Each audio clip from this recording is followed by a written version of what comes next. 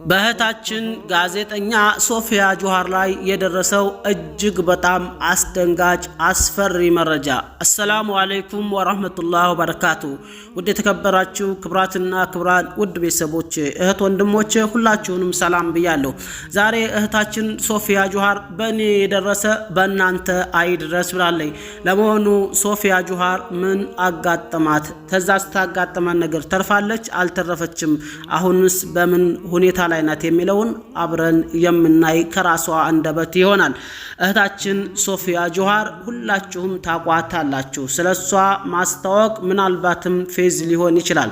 በአጭሩ ግን አንዳንድ አዳዲስ የሚዲያ ተከታይ ካላችሁ እህታችን ሶፊያ ጆሃር ማለት ከሙስሊም ሴት ጋዜጠኞች እጅግ በጣም ተወዳጅነትን ያፈራችና እጅግ በጣም ጎበዝ ከሚባሉ እንስቶች አንዷና የመጀመሪያዋ ናት።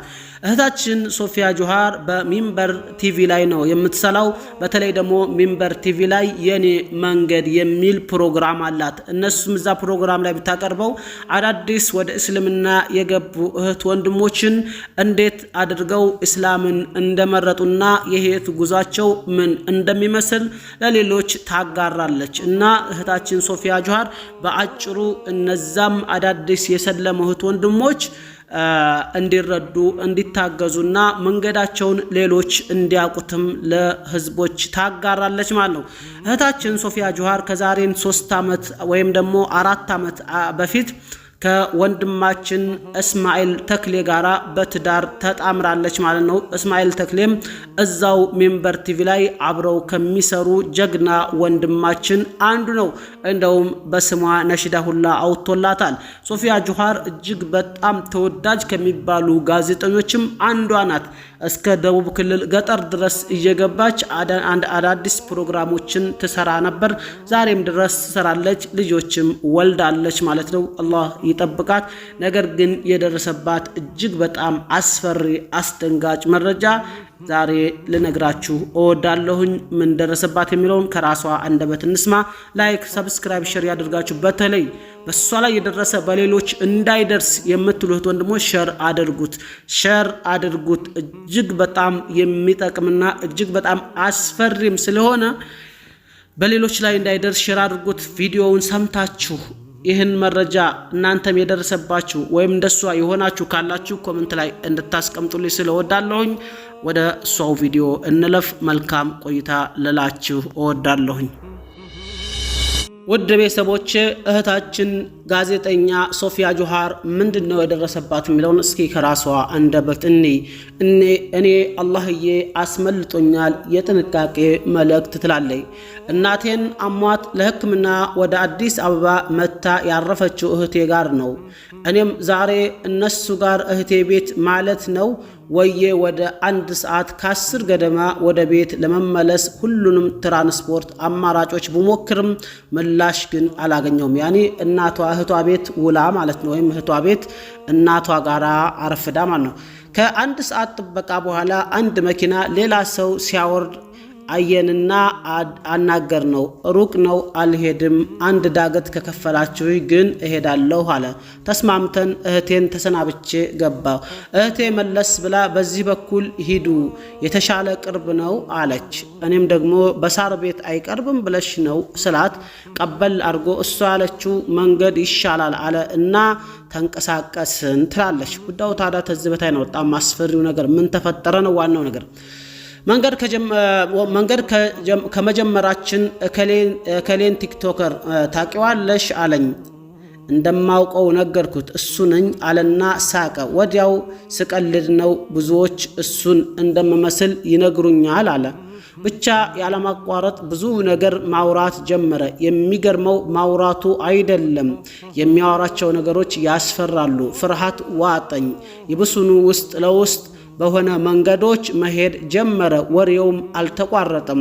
ለእህቴ ነገሩ ደስ እንዳላለኝ እና ውስጥ ለውስጥ እየሄድን እንደሆነ ቴክስት አደረኩላት።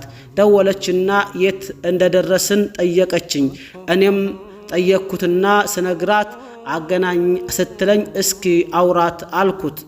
ላውድ አድርጌ ስራ ላይ ነን ምን እያለች ነው አለ። ለምን በዚህ መንገድ እየሄድን እንደሆነ ጠየቀችው። ቅርብ ስለሆነ ነው አላት። ላውዱን አጥፍቼ አውራን ሎኬሽን ላክልኝ ስትለኝ ስልኩን ዘግቼ ሎኬሽን ላኩላት ትላለች። ትንሽ እንደሄድን የማውቀው የመሰለኝ መንገድ ሳይ ነፍሴ መለስ አለች። ወዲያውኑ ግን በግራ ታጠፈ። ዋና መንገድ አይደለም። ብዙም ሳይጓዝ ፍርሃቴን ታግዜ ዘና በማለት ጨጓራዬን እንዳመመኝ ውሃ እንደምፈልግ እና ሱቅ ሲያገኝ እንዲያቆም ጠየቅኩት። በቅርበት ሱቅ ስላየው ነበር እንደዛ ያልኩት። አልሐምዱሊላህ ሱቅ ጋር ሲደርስ አቆመልኝ። ወረድኩና ሱቁ ጋር ሄጄ የምንሄድበት መንገድ የት እንደሚወስድ ጠየቅኩት። ወደ አንድ ኮንዶሚኒየም ግቢ የሚወስድ መንገድ እንደሆነ ነገረኝ። የጀርመን አደባባይ መሄጃውን ስጠይቀው ተቃራኒ መንገዱን አሳየኝ ይላል። ካሽ ይዤ ስለነበረ ወደ መኪናው ተመልሼ 500 ብር ሰጥቼው ሌላ መኪና መጥቶልኝ ብዬው ያለኝን ሳልሰማ ወደ ሱቅ ተመለስኩ ትላለች። እህቴ ጋር መልሼ ሳወራ ወደዛ ኮንዶሚኒየም ሰው እየወሰዱ የማይሆን ስራ እየሰሩ እንደሆነ እንደሰማች ነገረች ትላለች። ይሄ እንግዲህ በርካታ እህት ወንድሞቻችን ላይ የሚደርስባቸው ነው፣ በተለይ በአገራቸው ላይ። ሱብሃንአላህ የሚገርምና እጅግ በጣም አስፈሪ ነው። እሷንም አላህ እንኳን አተረፋት። በጣም ፈርቼ ስለነበረ በፍጥነት ከሰፈሩ ወደ ዋናው አስፓልት እህቴ እየመራችኝ መራመድ ጀመርኩ። ፈሪ እንደሆንኩ ይራመዳል።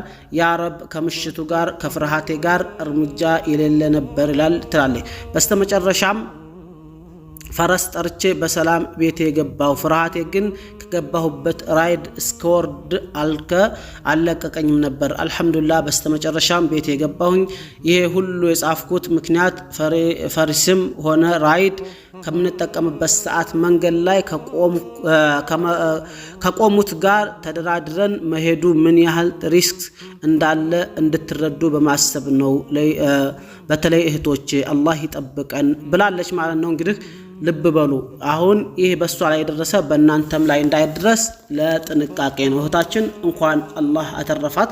በጣም ከባድ ነው ይሄ ነገር፣ በጣም ያጋጥማል። ሌቦች ስብስብ እያሉ አንተን ያፍኑሃል። ወንዱንም ሴቱንም ነው በነገራችን ላይ፣ ግን ያው ሴቱ ላይ ይብሳል እንጂ ወንዱንም ያፍናሉ ማለት ነው። እዚህ ጋር ኮሜንት ብታውም በርካቶች ያው እንዳጋጠማቸው የሚናገሩም አሉ።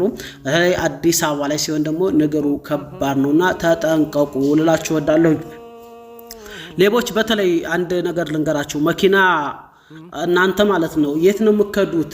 ራሱ ሲጠራ ይሻላል እንጂ የት ነው የምከዱት? እዚህ ቦታ ትሄዳለህ እንዴት አላችሁት? ሌባ ተሆነ አዎ ነው የሚላችሁ።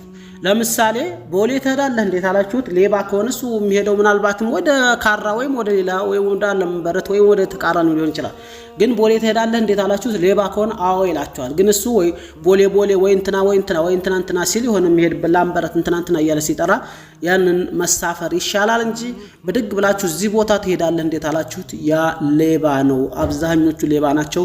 እፍና አድርገው ወደማይሆን ቦታ ወስደው እዚህ ቦታ መንገድ አቋራጭ አለ ምናምን እያሉ እዛ ስብስብ ብለው ወይ መድኃኒት አስነክተው እንዳይሆን አድርገው ሴት ሆነ ደፍረዋት ገንዘቧን ቀምተዋት ስልኳን በሞባይል ባንኳን አስልከዋት ምናምን ሁሉ ነገር በቃ ያለላ አድርገዋት ይጠቀሙባታል። ወንድም ከሆነ ያለውን ነገር ተቀብለውት ዳታውን ወስደው ገንዘብ ካለው ገንዘቡን አካውንት ታለው አካውንቱ ላይ ያለውን ሁሉ ነገር አስወጥተው መድኃኒት አስነክተው እንዳልሆነ ያደርጉታል። ይሄ በጣም አስፈሪ ነው። በተለይ ደግሞ ሴቶች ተተደፈሩ ደግሞ ገንዘብ ሊገኝ ይችላል። ተተደፈረ ደግሞ በማንም በሽተኛ በዚህ በከፋ ዘመን በኒንጃ በተጨማለቀ ጊዜ የቱን ያክል ከባድ እንደሆነና እህታችን ሶፊያ ጆሃር አላህ እንዳተረፋት እንግዲህ ተናግዳለች። እናንተ ይህን ቪዲዮ ሼር አድርጉት፣ ሁሉም ሰው ሊሰማው ይገባል ልላችሁ እወዳለሁ። ምክንያቱም አደጋው በጣም ከባድ ነው። ቀልድ እንደ ቀልድ እንዳታዩት።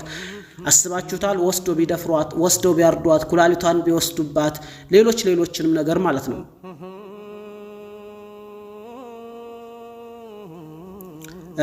ሌሎችም ነገሮች አሉና በጣም አስፈሪ ናቸው ልላችሁ እወዳለሁኝ። ብዙ እህቶች ኩላሊታቸው ተወስዷል። ብዙ ወንድሞች እንዳይሆን ሆነዋል፣ ተጥለዋል፣ ተደፍረዋል። አስባችሁታል?